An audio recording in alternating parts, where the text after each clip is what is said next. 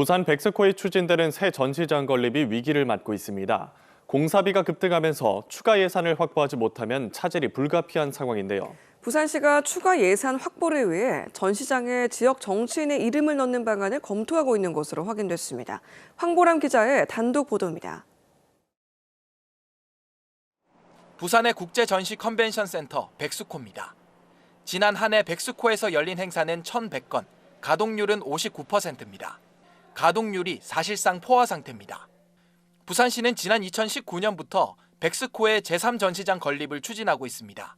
제1전시장 야외 주차장 부지에 7만 2천 제곱미터 규모의 전시장을 짓는 계획으로 지난 2021년 정부 타당성 조사에서 사업비 1,905억 원이 책정됐습니다. 하지만 행정 절차를 거치는 3년 동안 자재값 상승 등으로 공사비는 최소 30% 이상이 늘어났습니다.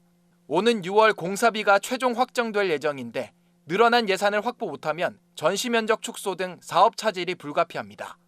부산시는 지방채 발행 등 다양한 추가 예산 확보 방안을 검토하고 있습니다. 이 가운데는 국비를 확보하기 위한 방안도 검토되고 있는데 KNN 취재 결과 광주 김대중 컨벤션 센터를 벤치마킹하기 위한 사례 연구도 부산시가 추진하고 있는 것으로 확인됐습니다. 김대중 컨벤션 센터는 건설 당시 국비 434억 원을 확보하고 이후에도 지역의 상징적인 장소로 굵직한 국비 사업을 유치해왔습니다.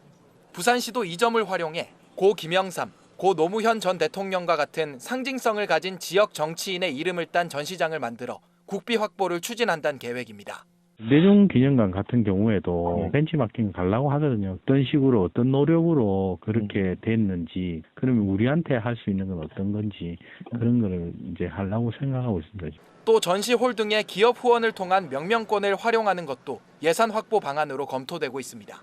주요 시설이나 홀의 이름에 기업이나 그 기업가의 이름을 부여해서 건립 자금을 확보하는 것도 한 가지 방법이 아닌가라는 생각이 듭니다. 상징적인 지역 정치인의 이름을 딴 전시장이 백스코 전시장 추가 예산 확보의 돌파구가 될 수 있을지 주목됩니다. KNN 황보람입니다.